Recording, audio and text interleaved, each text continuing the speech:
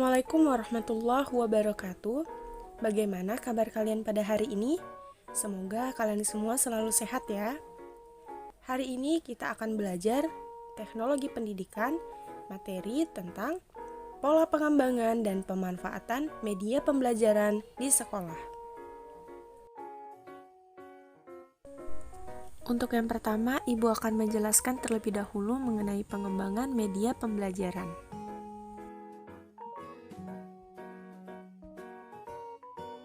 Salah satu model yang banyak dirujuk untuk mengembangkan dan memanfaatkan media pembelajaran adalah model Azure, atau model yang dikembangkan oleh Smaldino, Russell, Heinitz, dan Molenda.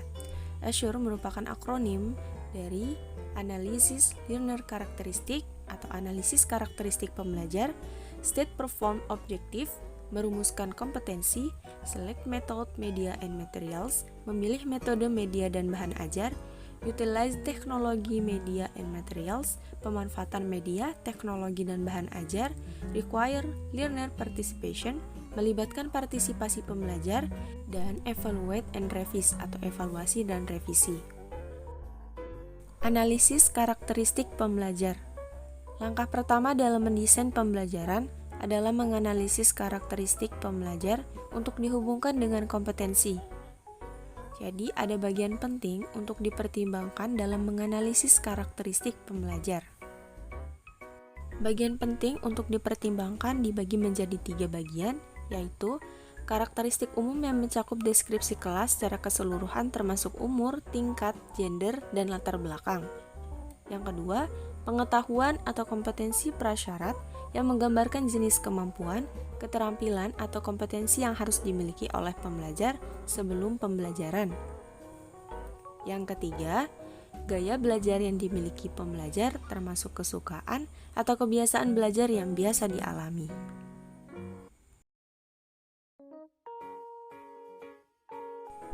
Merumuskan tujuan atau kompetensi. Dalam merumuskan tujuan, perlu memperhatikan 3 domain seperti dikemukakan oleh Bloom yang dikenal dengan istilah taksonomi Bloom yang meliputi 1. Ranah kognitif 2. Ranah afektif 3. Ranah psikomotorik. Bloom dan kawan-kawan mengemukakan 6 kemampuan yang bersifat hierarkis yang terdapat dalam aspek kognitif. Keenam kemampuan itu kemudian direvisi lagi oleh Anderson, seperti terlihat dalam gambar. Rumusan tujuan pembelajaran atau kompetensi dapat dikembangkan dengan menggunakan rumusan ABCD. A sebagai audiens atau individu yang belajar, B behavior, perilaku atau kompetensi yang harus dimiliki, C condition, kondisi yang menggambarkan situasi yang terjadi pada saat belajar, D degree, tingkat adalah standar yang ditunjukkan oleh pembelajar yang telah dipelajari dan dikuasai.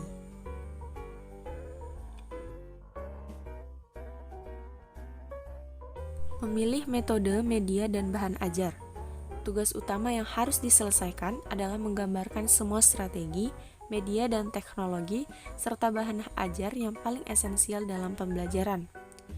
Metode yang dapat dipilih adalah belajar kooperatif, eksplorasi, pemecahan masalah, diskusi, latihan terbimbing, tutorial, demonstrasi, presentasi, dan bermain peran.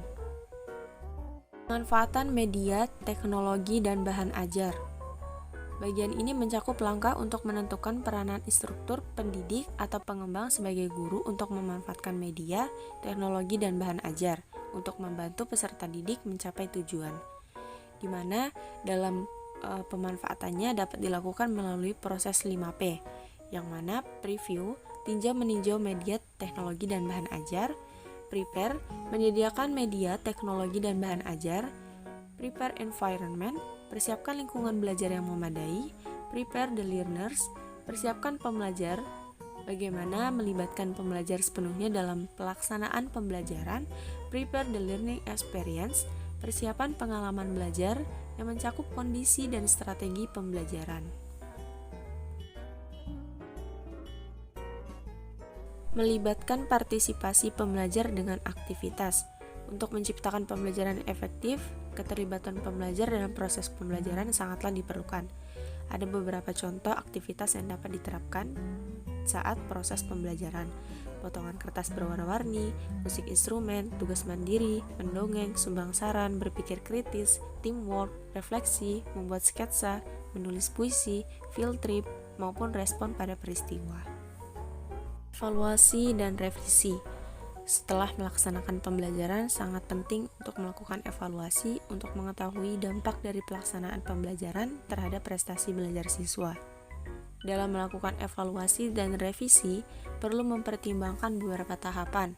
Yang pertama, gunakan penilaian otentik dan tradisional untuk menentukan prestasi siswa berdasarkan standar dan tujuan, memeriksa keseluruhan proses pembelajaran dan dampak dari penggunaan media dan teknologi dalam pembelajaran. Jika terdapat perbedaan antara tujuan dan hasil belajar, revisi perencanaan pembelajaran untuk lebih menekankan pada fokus yang menjadi perhatian utama. Ketiga tahapan ini dapat dilakukan secara berulang-ulang jika hasil belajar tidak sesuai dengan tujuan yang telah dirumuskan dalam perencanaan pembelajaran. Selanjutnya, pemanfaatan media pembelajaran.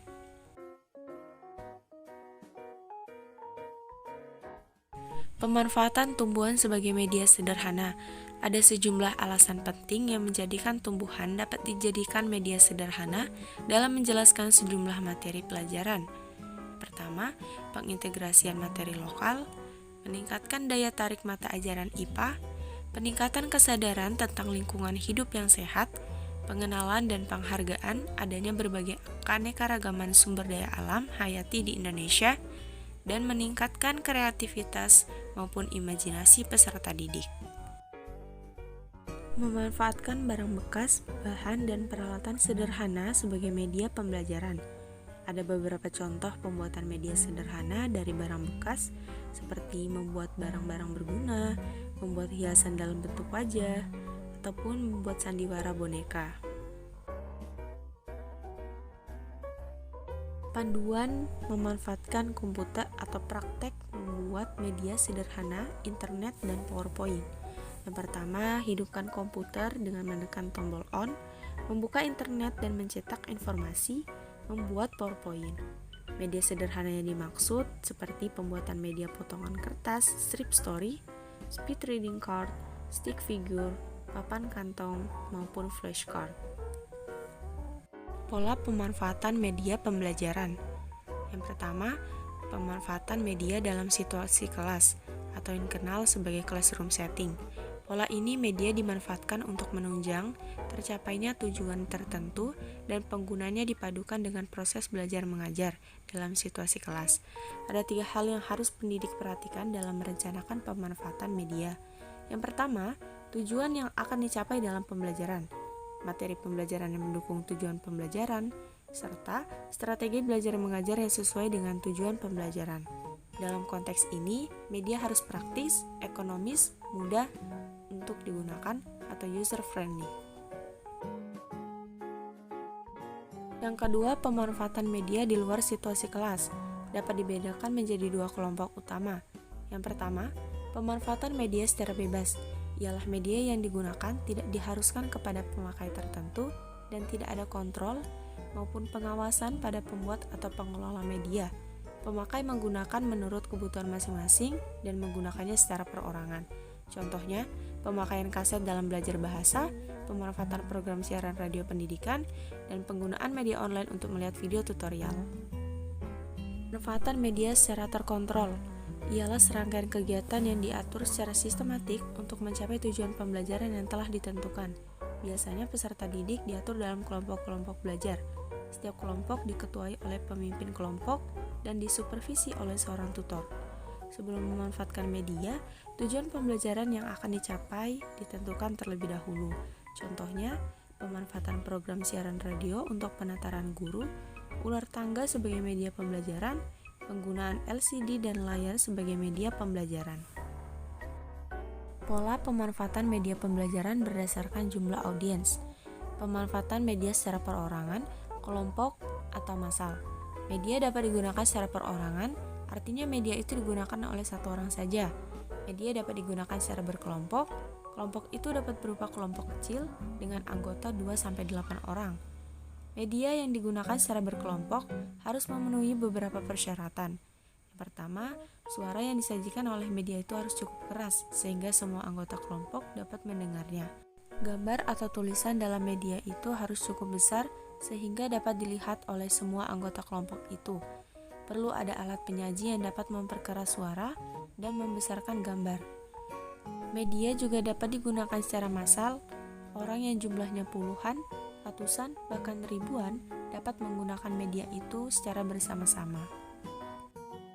Kesimpulan, sebelum melakukan pengembangan media pembelajaran, perlu mengetahui terlebih dahulu pola pengembangannya yang mencakup analisis karakteristik pembelajar, merumuskan tujuan atau kompetensi, memilih metode media dan bahan ajar, pemanfaatan media, teknologi, dan bahan ajar, melibatkan partisipasi pembelajar, dan evaluasi maupun revisi.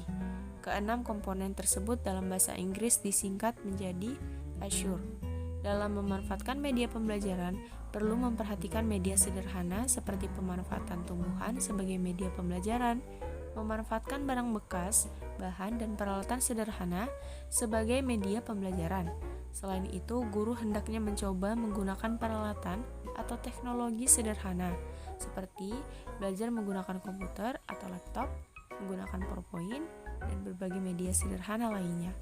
Media sederhana yang dimaksud seperti pembuatan media potongan kertas, strip story, stick figure, papan kantong, maupun flashcard. Pola pemanfaatan media berdasarkan tempatnya dibagi menjadi dua pola, pemanfaatan di dalam kelas, pemanfaatan di luar kelas. Pemanfaatan di luar kelas mencakup secara bebas maupun secara terkontrol. Pola pemanfaatan media berdasarkan jumlah audiensnya dibagi menjadi 3, pemanfaatan secara individu, pemanfaatan secara kelompok, pemanfaatan secara massal.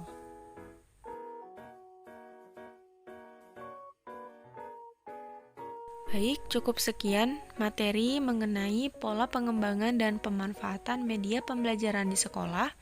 Kurang lebihnya mohon dimaafkan. Semoga apa yang telah disampaikan dapat bermanfaat bagi kita semua.